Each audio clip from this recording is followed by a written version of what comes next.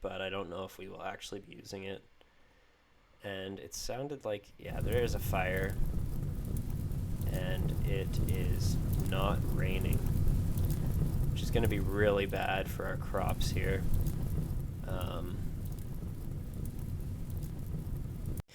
Hello everyone, welcome back to episode 2 of our Rimworld playthrough.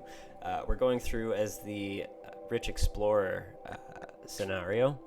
We are on permadeath, and we last left off. It was actually a very interesting first day. We had somebody crash land, and we have a current prisoner, and his prisoner resistance actually is not very high. So I think that we're pretty much starting this Let's Play with two prisoners or two colonists, so long as we can actually get this guy on board.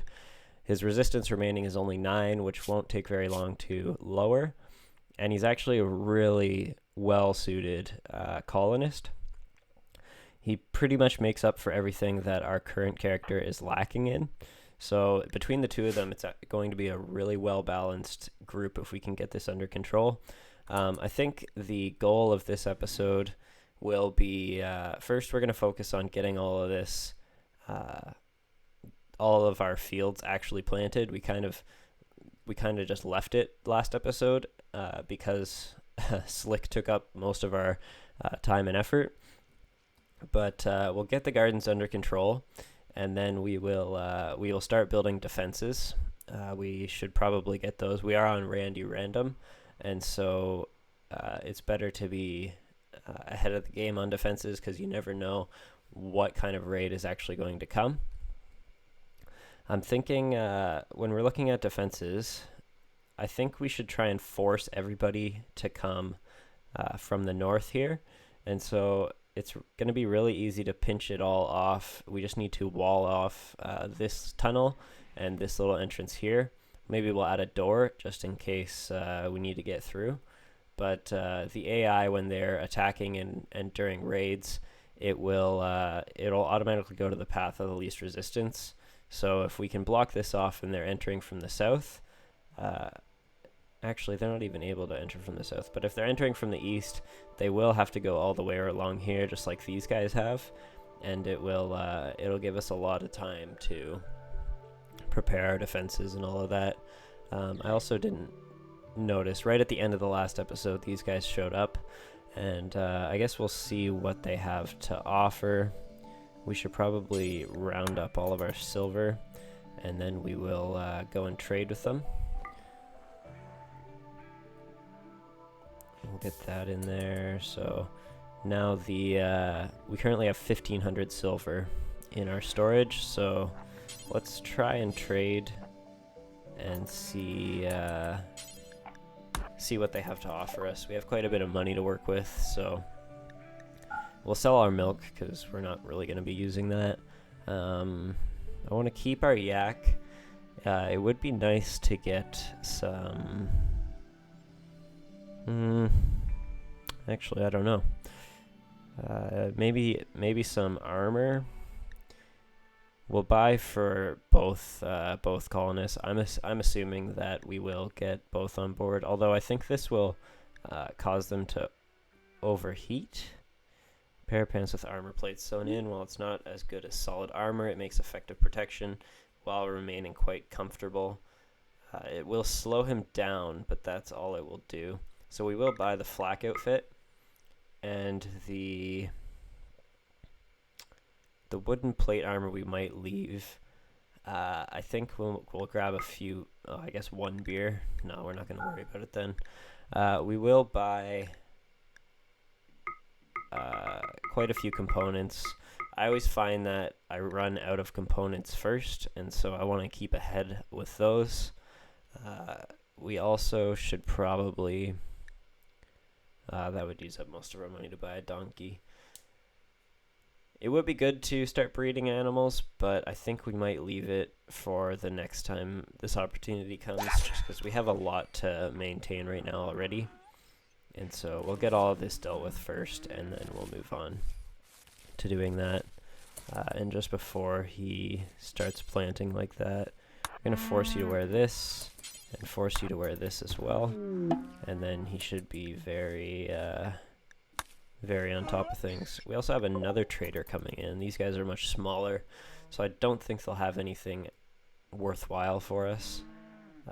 We can check our poor colonist. He's just trying to get a good night's sleep, but we haven't let him so far. Yeah, they don't have too much. I mean, we could sell these because we don't need them now. Yeah, and then maybe we will, let's clear all of these. We already know I already know the general rules of the game. Yeah, maybe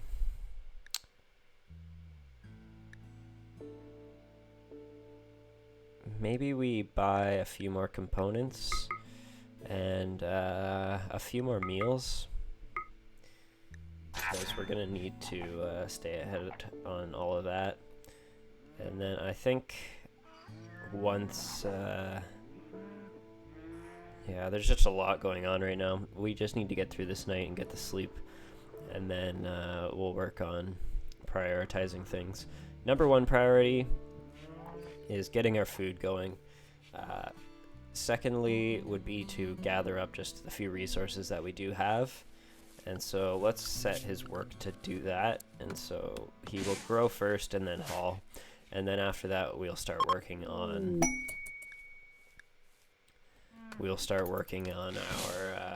our defenses.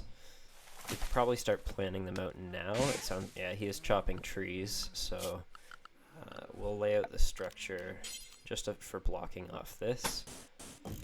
We'll get that defended for now, as well as this section, and he can start working on that. I think the way that his priorities work, it should be, yeah, it'll be the second thing he does, or I guess third after the hauling. Some good gifts from this tribe. I believe that was the yellow or purple tribe, and so that's the benefit of being close to these guys, is that they constantly are dropping off and coming by and trading with you. And if you can build that relationship, you can actually call for reinforcements later on down the line. So it's really good to try and keep up with those. And Slick is slowly but surely converting to the cause. He's already 25% the way there. So we'll just keep whittling away at him. And our fields should be done relatively quickly here. I did mention in the last episode on training our animal. You can go into the training here, and then you can assign it to guard, attack, and rescue, and haul things for you.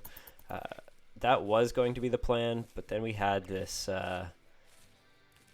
Slick crash landed in the first day, and so we kind of just canceled out on that for now. We'll probably get that done once we get Slick on board, and then we can actually start making some progress here.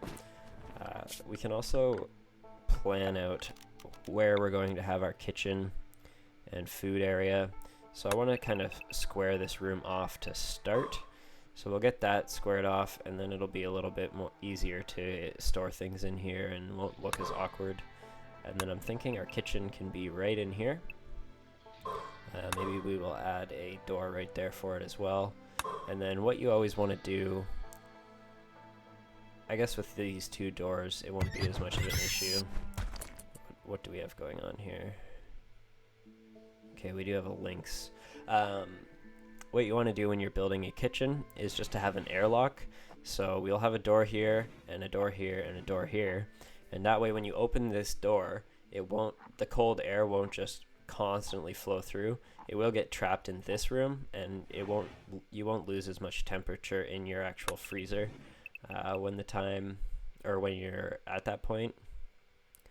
And just looking at it, I want to have a relatively big freezer. It is summer, and so it's not going to be as much of an issue to have crops. We'll probably have them pretty consistently, but we will mine that little spot out, and then that way we can put a aircon unit in here once the time comes for that.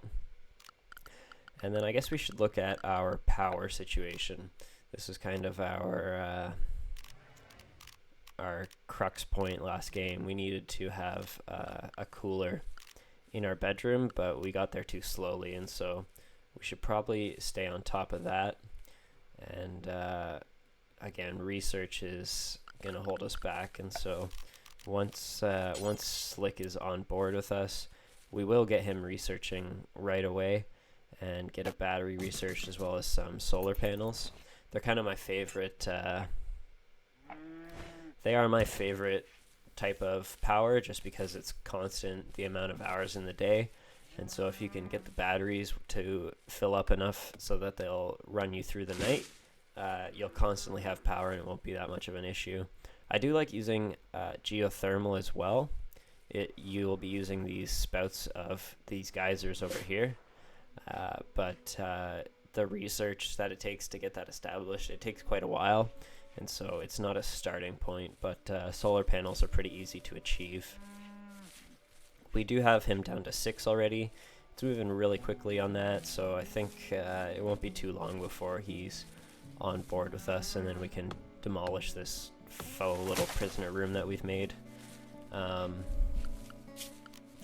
Just looking for some consistency in our design here. I do want to make this room run the same as that, and then I think we will make a hallway. So we're planning out, we'll keep it 8 by 8 for the bedrooms. It's rather big, but we just want them to stay happy, and so that's how we will organize the bedrooms. And then we'll do a 2 by 2 hallway coming down this way, connect the 2 of them, and a 2 by 2 coming down here. Yeah, and then we'll do an 8 by 8 room right here as well. This will leave us some room.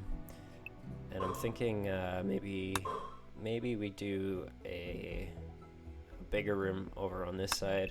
I don't know what exactly we'll put there yet, but we will leave it just like that for now. And then just to make sure that they focus on what we want them to focus on, we'll close that off. It is in the plan, but it won't be what they go to first when they do start mining. So Slick is fully healed. Is he naked? Gear. So he has pants but no shirt. He won't be happy about that once we do recruit him, but for now we'll just have to leave him as he is. Again, I think he had a good passion for crafting, or good skills at least, so he will be able to make a shirt pretty quickly, and then we'll get him cooking as well. And we have more visitors, so maybe these people will have some clothes and we can buy Slick a shirt. No, they're only carrying medicine and drugs. We're okay for medicine, I think. Let's just check. What do we have here? We have 25 Glitter World medicine, so 30. That's the best type of medicine there is in the game, so we'll be fine for a long time. We'll start growing cloth eventually. I just want him to get these defenses in, and then we'll start working on cloth and beer and all those additional... Oh, they left us some gold again. We'll work on all of those additional things after, but I just want to make sure we can get established, get power going, defenses going, and keep this room cool, because it is permanent summer in this biome. So the upside is we won't ever have to deal with freezing and extra layers of clothing, as well as frozen crops. We'll be able to grow all year, but when we hit a heat wave, it's going to get hot. It's 26 degrees outside right now, and that's at nighttime, so these guys are going to get uncomfortable. If we look at their needs, he's in an unsightly environment. He doesn't like the dark. We can work on that. And yeah, so he's okay right now, but when it comes to his temperature, eventually these guys are going to get hot and miserable, and they'll start having mental breaks because of it. Also looking at this, just noticed our storage is almost full, so we'll just expand that a little bit just to make sure he can actually keep filling it. But I think we're doing a really good job so far. The other thing that will be on our list of priorities is getting an actual storage room. Like I was looking at his unsightly environment and his needs. It's not gonna it's not gonna help having to look at all this junk just piled in the corner. So I do like to separate that as much as we can. But yeah, I'm hoping that we can get this guy on board here. Prisoner 4.0. So I think by the end of next episode, we'll have 2 colonists and we'll be way more ahead of the game. I'm not sure what he is doing. He's still working on hauling. There will be just a little bit more hauling to do, and then he can start working on the walls and the doors and just building the remainder of what we need.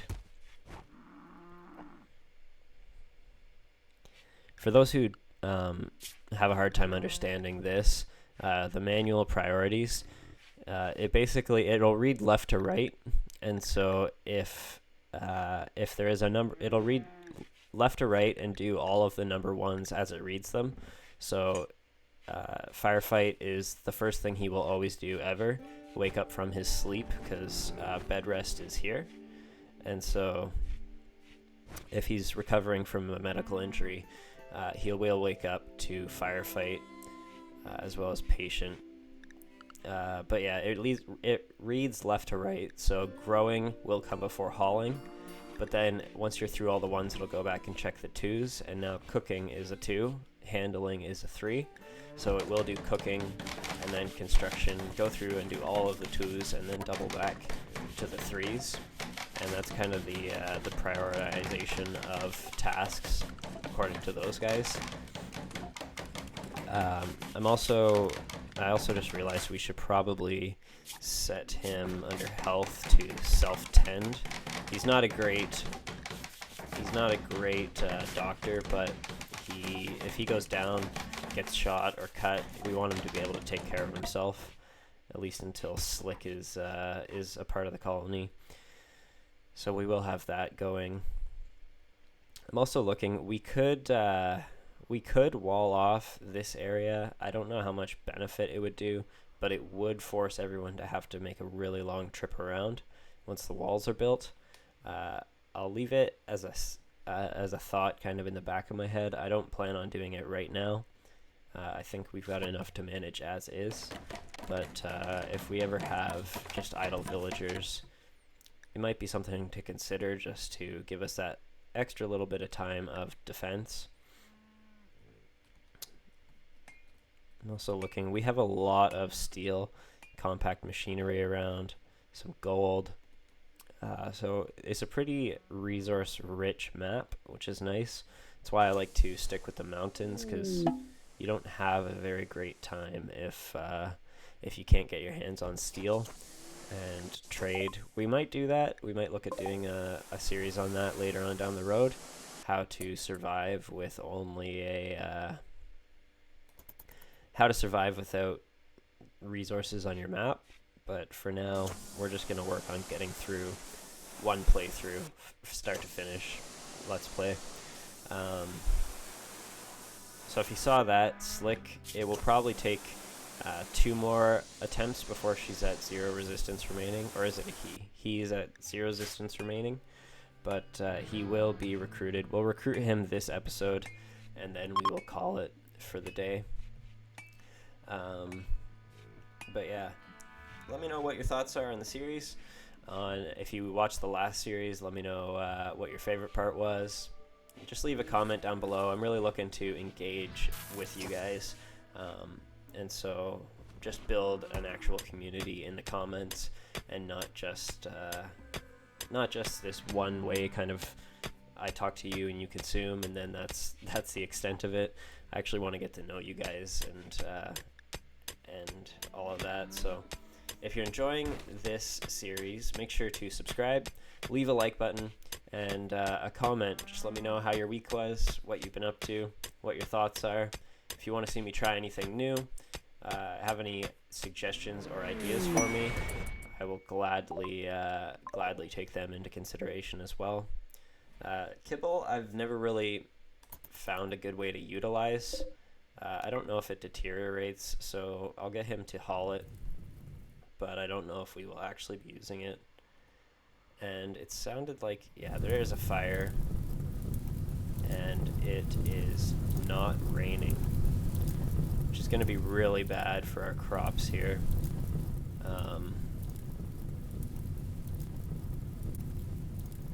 Yeah, hopefully it... Yeah, I think this was a boomalope that caused this. Exploded and started burning down everything. This is really going to set us back if it hits our crops, which it likely will. A fire this early in the game can be pretty devastating. We really don't want it to reach our house, so I'm just going to keep a close eye on it here as he is mining. But a good way to fight it off earlier, just to get them to trigger it by themselves, just to expand your home area a little bit. So we will expand to here and to here, and hopefully he can manage to fight it off. We also will get Slick very shortly.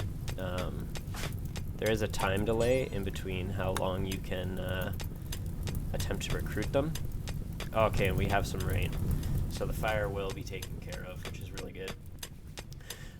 But yeah, as I was saying, expanding that home area and just fighting off this fire as much as you possibly can. It's tough when you have one villager, and so that could actually just completely devastate our colony right now and set us way back. But thankfully it rained, and so we don't have to worry about it. But let's just see if we can get this guy in here. Prioritize chatting and see if that recruitment can happen. There we go. We do have our first recruit, Slick, which is really, really good. Like I was showing you guys, these guys are really balanced together. And so we're going to name this the YouTube Rich Explorer. Explorer. And we'll name this settlement, you know what, we're gonna name this Bauer's Place, because Bauer has paved the way for all of these people, and we want him to be remembered forever. If you guys ever watched, what's that show? It just finished, if you ever watched The 100, and they named, I think it was season 3, they named their colony after the ship captain.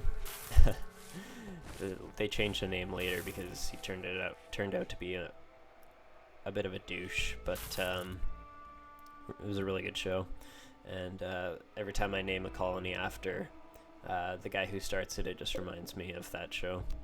But yeah, we do have 2 colonists now, really ahead of the game, I would say, and so super excited for what's going to come out of this Let's Play. But for now, we will leave it there, and I will catch you guys later.